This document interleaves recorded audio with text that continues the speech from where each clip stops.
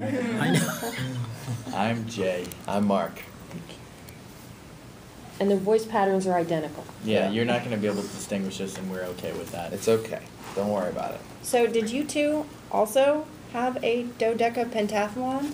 We did not. Growing up? No. In fact, the story is based on two actual brothers who did this that we grew up with, and we followed them closely and observed the hilarity and intensity of the event, and we always just loved the story. And it wasn't until Jay kind of started saying, like, what if they revisited the games like 20 years later, a little more out of shape, and we're like, yeah, and destroy a family weekend by reigniting the games. And that took it from being a fun oral story into the realm of being an actual film. So now, how did you come up with the events? Well, it was for highly competition? based on the original events. We talked to the brothers a lot about what they did. They literally have a spreadsheet of events that they had kept, which they didn't complete them all. The original competition was actually shrouded in controversy. The results were, but it was a mix of that, and honestly, just because it was an independent film, it was a mix of events that we could get access to cheaply and quickly over the course of literally 2 days. We had to shoot all 25 events, so we were sprinting as a film crew as much as the brothers were sprinting on film in those 4 hours to complete what they felt like they needed to do. We did shoot in the actual arcade that Jay and I grew up playing air hockey in, though. Yeah. So now, we shot in the playground that we grew up. Doing Little League. Yeah. So now, if you two stepped into the shoes of the Do-Deca brothers and you competed in all 25 of these events, who would win? I really believe it would be 12 to 13, and I can't predict who would win.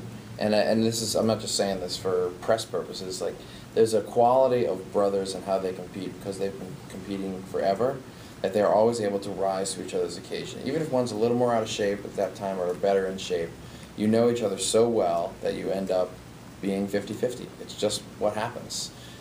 Case in point is we actually had the real Do-Deca brothers come and do a redux of the Do-Deca in LA with us. And it came down to 12 versus 12, and one of the brothers won literally by about 5 feet in the final event. And there's just something about brothers, like you end up... Did that reignite their estrangement as well when you were One of them killed the other one. And we're not super happy about that result. However, He's the in Jay's competition backyard. was phenomenal. No, they're actually not estranged in real life. They're both family guys, but it's more the seed of their of the the sporting event that they created. But like Mark was saying, it was amazing to watch it unfold and to watch just how intense and honest the competition was. Now, what about any competition between the two of you? We don't compete. Yeah, we're a little, well, we're filmmakers working together, and we feel that making films is very hard, and then making good films is almost impossible. That's why you walk into a multiplex and there's only like 2 movies out of 16 that you actually want to see. I mean, these are the films that have made it to the screen, So for us, it feels like a big struggle, and we have had to make the conscious decision to unite against the greater forces, which are when you make a movie, you kind of create a monster that threatens to gobble up your time, your money, your energy, your love, all such things. So, we're very united in what we try to do. How do you explain the magic of a Duplass film?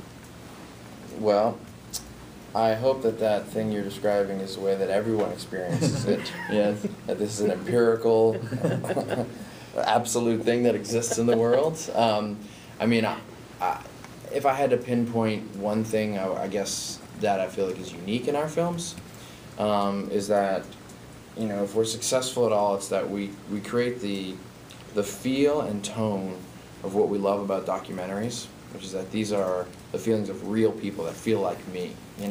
This is not like the problems of a George Clooney as much as it is a guy that feels like my next door neighbor, and a girl as well.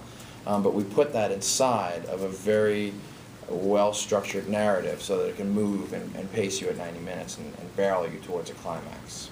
When did you two first know that you could actually really work together and be good at it? We knew we would work together well since we were Always. children. We've always worked together. We've been in bands together. We've made stained glass with Mardi Gras beads together. It's just what we've always done. We're two cavemen who just make stuff. Be good is another story. We never knew or even thought that we could be good. I mean, we failed a lot in our filmmaking early on.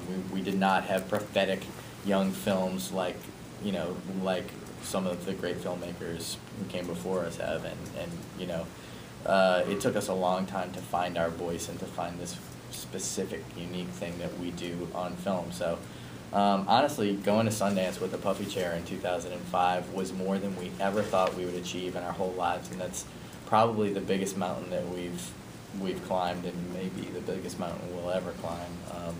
Just learning how to believe in ourselves and stay true to what we felt we uniquely have to offer the world. But you know, we're always like looking up, trying to find that next thing, and scared to death that we're gonna fuck it up along the way.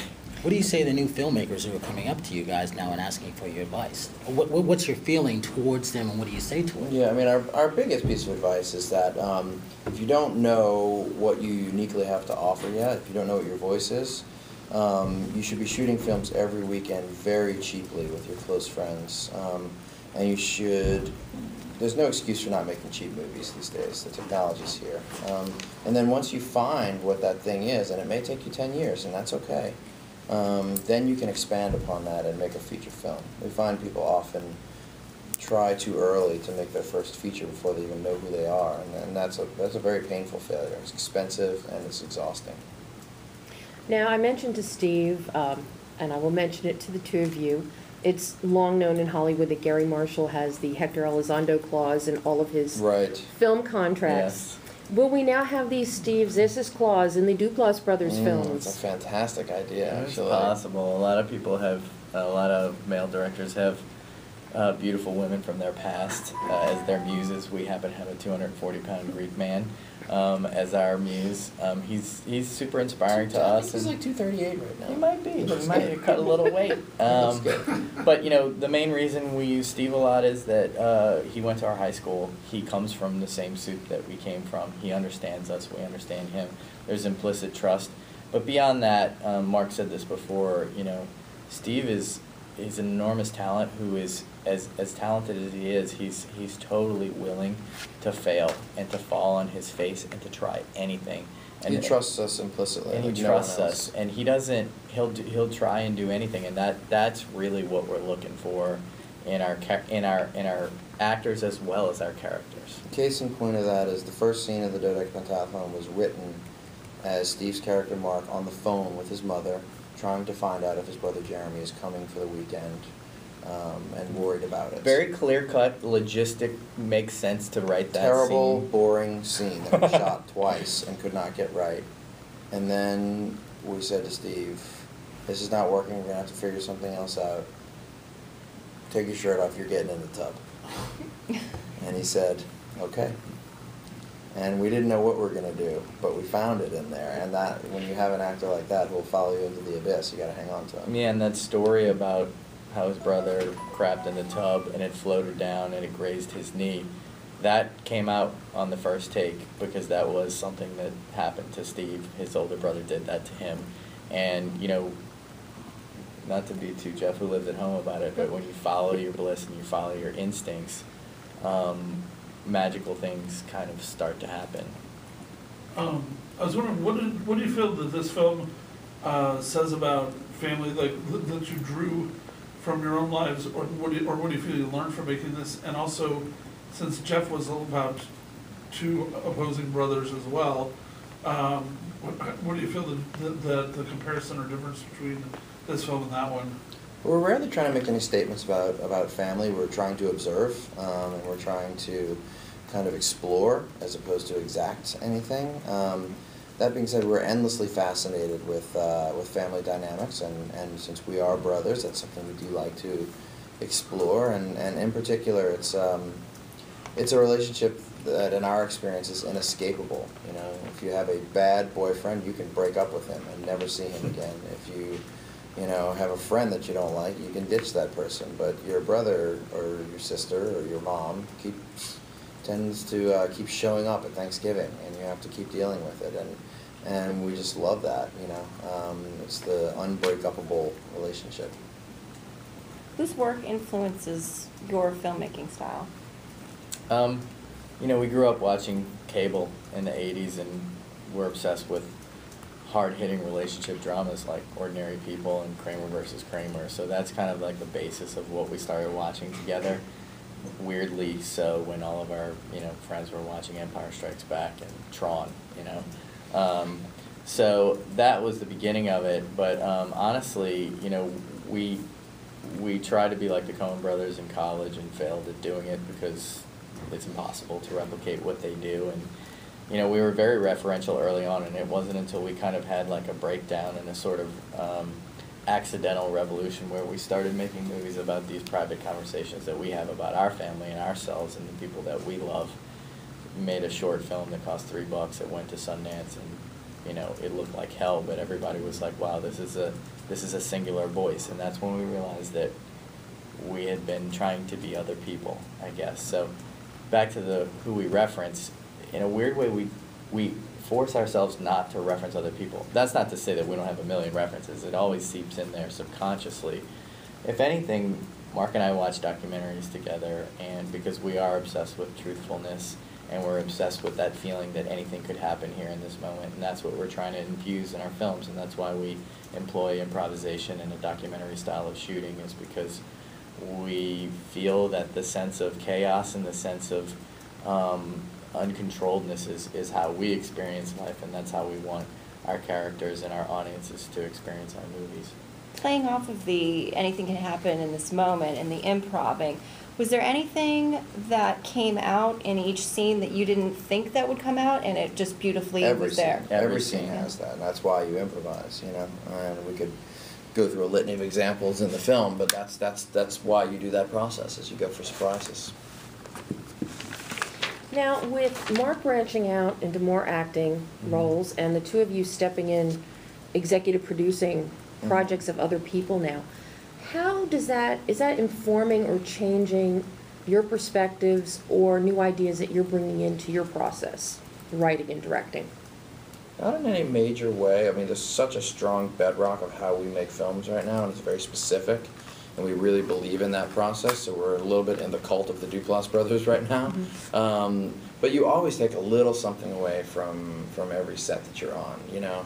When Jay's off making a documentary on his own, you know, he'll bring something in, and I'll be on the league, and I'll be like, ooh, I saw this little camera trick where they did 3 cameras, and they actually lit it from back, and it looked like this. So little tiny minutia we're constantly stealing from people, but the core of us pretty much remains the same. I forgot to ask you last week, what's happening with the league these days now? We start shooting season 4 in August. The TNT has just come out of no place with their shows now, which is great. So This is FX. It's FX. Oh, I'm sorry. Yeah, but it's FX. Well, FX too. So There you go. But I love TNT. They're great. Anybody that has the potential to get a show from you on there, you're going to love, Yeah, right? absolutely. Now, will we be seeing something new from the Duplass brothers soon? Well, no, we've made 5 movies in 6 years, and That's all? we've kind of run out of our scripts. Like, luckily we were loaded up when we started getting green lights. So right now we're really in the process of writing, and you know, we're both writing a lot of stuff together and just working on ideas and figuring out what we want to do next. And Creating the next 5 movies. yeah. Now, when the two of you write, what is your style? Do you sit side by side? Are you in different rooms? Do you call each other on the phone? We Send story stuff carrier together. pigeon? No, we story together, and they're loose conversations. And then when we decide we're going to make a movie, then it's a more intense conversation together about the structure of the film. But then once the film is structured, we write separately. And usually I write the early draft, and then Jay helps to fix it, and we just kind of send it back and forth to each other. What's the best, to Mark, what's the best thing about Jay? As a brother and Jay, what's the best thing about Mark? I mean, it's a broad thing, but it's just the loyalty factor, you know? It's the, and I don't know if you guys are married or if you have this stuff in your life, but The ability to be able to go to someone and just be like, so here's the deal, I just killed 17 people, and I don't want to go to jail. Can you Build me a help bunker. And I'll say, I need this, what's going to happen. We're Yeah. going to Guatemala with the bodies, you're going to bury them, and you're going to live with me for 6 months to take care of me. Yeah. And I know that he'll say, okay. It's the ability to be completely honest in any moment. You know, you're on set and something isn't right, and you don't have the answer. So you just go to your brother and you're just like, I don't know what it is, but I just don't feel good about what's happening over there. And it can become a conversation as opposed to like this stuck thing that's happening in your mind. That's a big part of it for me. And then the other part of it is just that Mark, you know, knows me so well. And I think we both know how to get the best out of each other, you know. And we hold ourselves to a very high standard. And, you know, we function as one, and and a lot of people think it would be a disadvantage, but it's actually, you know, double the strength because, you know, Mark has a little bit more momentum and more confidence than me, and I have probably a little bit more obsessiveness and discernment about certain things, you know, so we rely on each other for that, and we count on it. Is there anything that you wouldn't do for one another? I won't do that. I don't know. Meatloaf. Singing the truth. When you guys were growing up, was it always that way? Yeah. Yeah, we've always been super close. We're in an interesting, you know, we're like almost 4 years apart, so we're uniquely non-competitive. You can't really be that competitive when you're 4 years apart, but at the same time, peers. Mark was very ahead of his time as a kid, and I was like a slow maturer, so I mean, we were kind of like in a perfect pocket. Now, I know Mark has, in interviews before, you've talked about your dad and how supportive he was. Even though he's not supportive of the arts, he was supportive of the two of you. Mm-hmm. How important is that for young filmmakers to have the familial and the parental support? It's got to come from somewhere, you know. I believe that because, you know, there's a moment, I think, when artists are struggling and they're trying to find out who they are, and if they have a 45-hour-a-week day job, it's going to weed out 95% of their chances to actually break through and discover who they are. And our dad basically gave us a very minimal amount of money, but enough to live on through that period, so that we could not waste our good energy waiting tables, but could waste our good energy making shitty art until we figured out what the good stuff was. So that 2 to 3 year period from 22 to 25 or whatever that is in your life is very, very crucial, at least it was in our case. If you One more could, question. if pressure's on now, if you could compete in the Do-Deca, what would be your event and why? It depends on who I'm competing against. I mean, my event is ping pong, but it's probably also Mark's event. That's my event, There's too. nobody that I personally know that can beat me in ping pong except for Mark.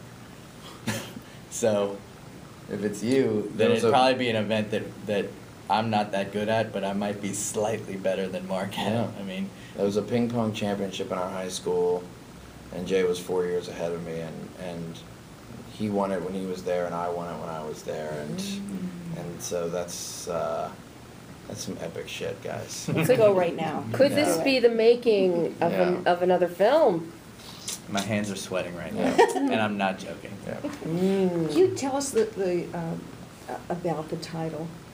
Just need to clarify. Yeah, that. it's just it's the original brothers created a 25 event competition, and they called it the Do-Deca-Pentathlon, which is they just made it up. They were trying to approximate some Greek, Latin, you know. It's a misnomer. It's 2, 10, 5. 2 times 10 is 20, plus 5 is 25.